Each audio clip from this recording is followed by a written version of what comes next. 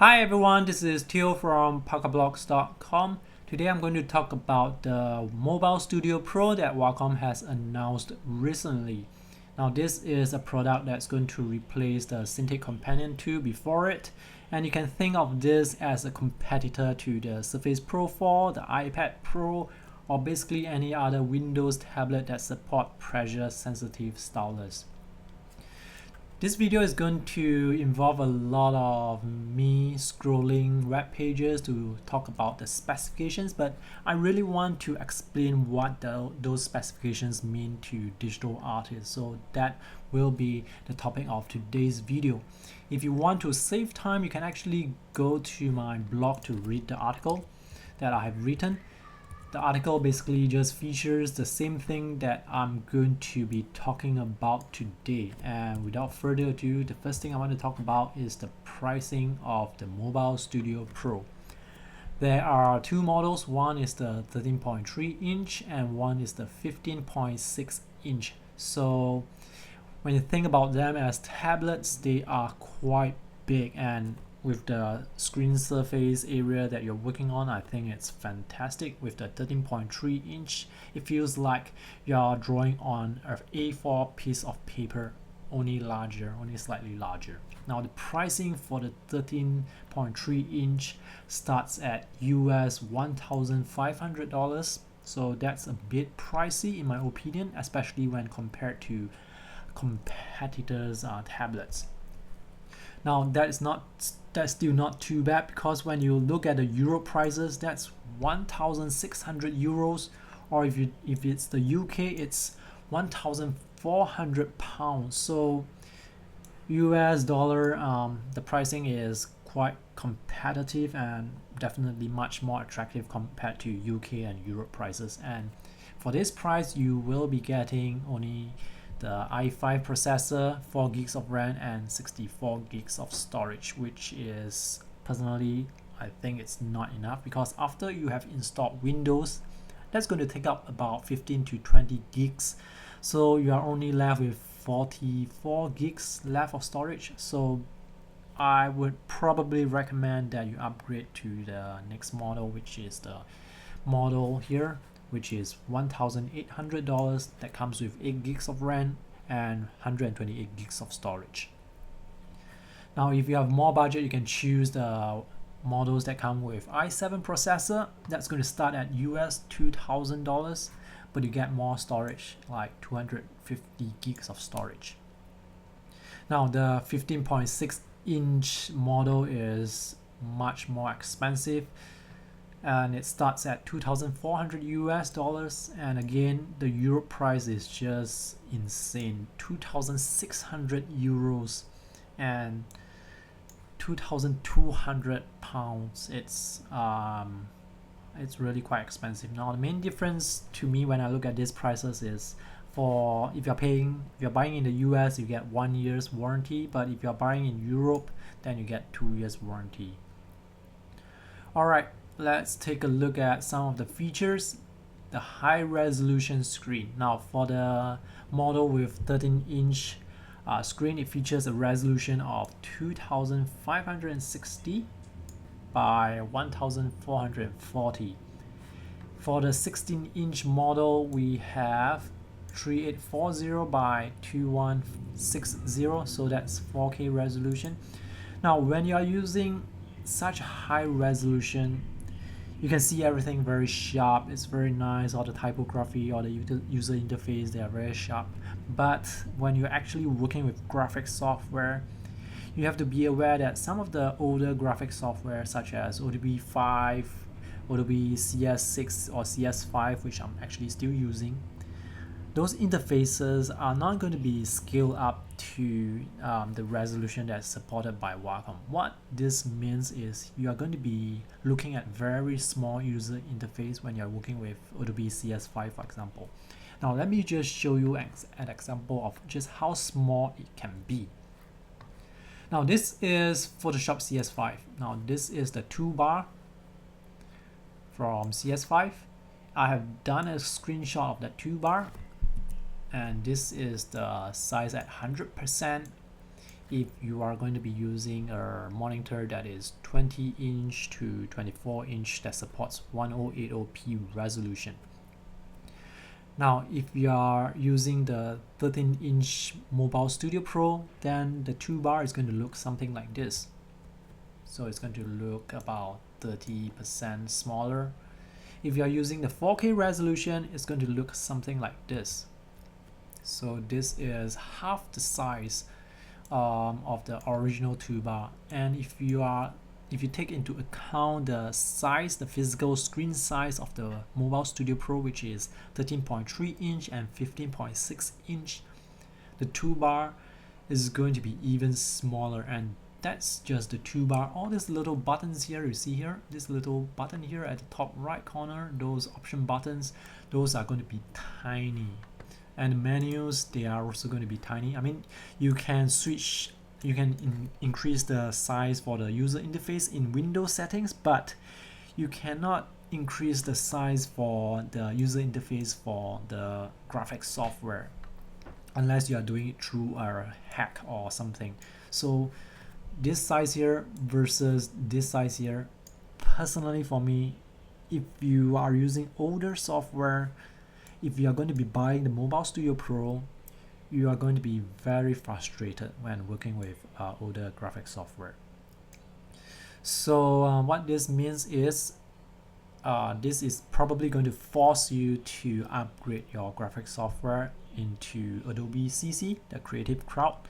But from what I've heard from some of my readers and viewers, they say that not all applications in Creative Cloud support 4K resolution. So my next recommendation will be go check out the forums on Adobe, ask around whether or not the software that you are using, whether or not it supports 4K. So that will be the most important thing to take note of when you are buying the MobileStudio Pro. So if you are using older software currently, and you are thinking of buying this is something that you should take note of, because personally for me, when I posted reviews for the Surface Pro 4, which also features a small screen with high resolution, I have heard complaints about the high resolution screen, especially when using older software. So this is quite an important point. Alright, the next point I want to talk about is related to the screen as well. Now the MobileStudio Pro supports 96 and 94% Adobe RGB screen, so the 16-inch screen supports only 94%. This is still quite impressive because this is a screen that is now more suitable for designers who work with print. Why that is so is because, well, at 100% Adobe RGB color gamut, it actually includes the CMYK gamut in it. So if you are just using 100% as RGB, you will not be able to cover the CMYK gamut. So now with Adobe RGB, you can do so. What this means is when you're looking at the colors on the tablet, it's going to be quite close to what you see in the printout. So 96 and 94% is very respectable, but of course if you want 100% color accuracy, then you should probably plug the MobileStudio Pro into an external monitor just to check the colors. Now storage and RAM, just now I have talked about it. You get 4 to 16 gigs of RAM, 64 to 512 gigs of storage. Now the graphic card is quite interesting because the 13.3-inch model uses the Intel Iris Graphics 550.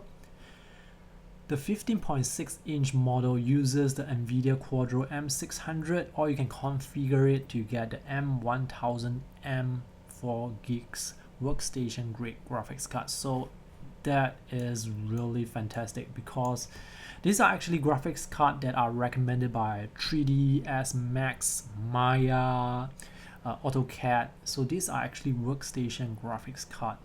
They are very solid, very good for 3D modeling software. Of course, they are quite expensive as well. And alright, the weight.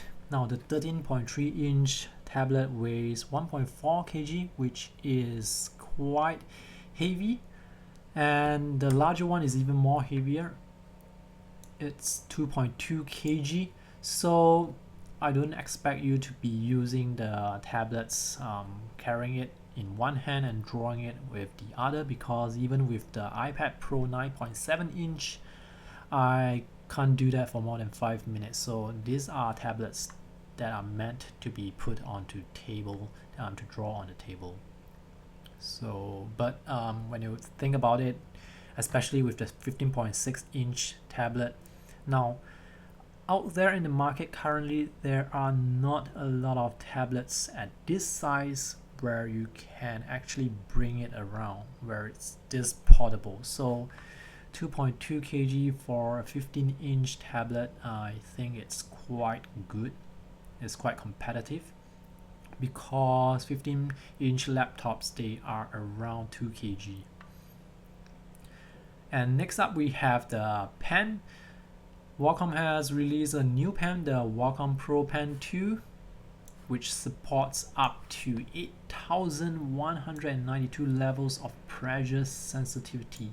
I'm not sure whether or not you will be able to sense the difference, but with 2,048 levels of pressure sensitivity, I'm already very comfortable. So with 8,000 over levels, I think that is fantastic. I'm not sure if there's going to be any significant difference though. The pen still supports the tilt range and levels at 60 degrees and 60 levels. So this is the pen. It looks like a very stylish pen, and it comes with a pen holder, a very nice pen holder, a hard case, and the pen comes with an eraser at the back here. No battery is required, as with most or all Wacom pens. Now there are 6 physical express key and a touch ring on the tablet. Let me show you. So the 6 keys are here at the top and bottom, and this is the touch ring here. This is very convenient for those people who like to use shortcuts. Personally, I prefer keyboard shortcuts, but if you want to draw without bringing your keyboard out, then the shortcut keys, they are going to be very convenient. The screen, by the way, is also a touch screen, so now you can pinch and zoom and use all those finger gestures as you would on the screen itself. But one thing to note is, because this is touch screen and it also features use for the stylus, I'm not sure how good it is when it comes to palm rejection. So that is something that I need to find out. Now on the side of the tablet, it comes with 3 USB-C port. Let me see if I can find a picture for that.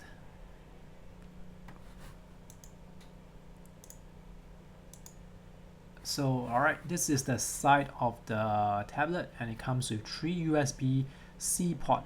From the specification, I read that one of the USB Type-C can be connected to an external monitor through an adapter. So you do need to get a USB Type-C adapter to HDMI or to a mini display port if you want to connect this tablet to an external monitor.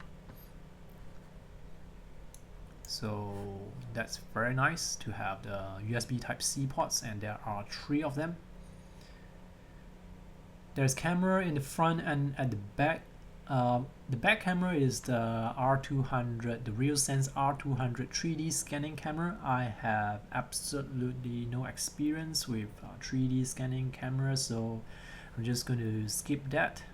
Now the battery life is rated at 6 hours, so in real life it is going to be less. Definitely it's going to be less if you are going to be using Photoshop, which can be processor intensive at times, or if you are rendering 3D models with 3ds Max Maya, then you can look at very low battery life, because those take up all the processing power and battery life. So if you want to do processor intensive stuff, it's best to have a power source nearby where you can just plug in your power cable to the tablet. And the OS it runs on is Windows 10. You can choose between Windows Home and Windows Professional. I'm not sure which exact models will come with 10 Home or 10 Professional, so you might have to check it out on Wacom's website. So now let's take a look at some of the accessories that are not included when you buy the MobileStudio Pro. The first accessory that is not included is the Wacom wireless keyboard. Not sure how expensive this is going to be, but if this is too expensive, then I would recommend you go for a Logitech Bluetooth keyboard instead. And here this device is called a Wacom Link. This will allow you to attach the Wacom to your computer so that you can use your tablet like a standard Cintiq, so you can draw on your tablet while still using the operating system on your computer. So if you are actually using a Mac, for example, you can plug the MobileStudio Pro into your Mac and use Mac OS. I'm not sure how expensive this is going to be. And the last thing that is not included is the mobile stand, which from what I can see in this product photo, it seems to have only 3 positions. So it's quite limited.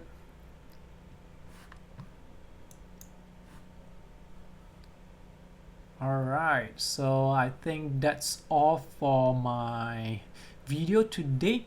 If you need to check out more specifications, you can check it out on Wacom's website. The link will be in the video description below. Let me just show you where you can find it. So once you are on their page here, their product page, you can either click on the 13-inch or the 16-inch. So I'm just going to click on the 16-inch and take a look at the specifications. This is the button for the specifications, and let me see more to see if I have missed out anything. So let me see, scroll down the RAM, the pen. 3 extra nibs are included,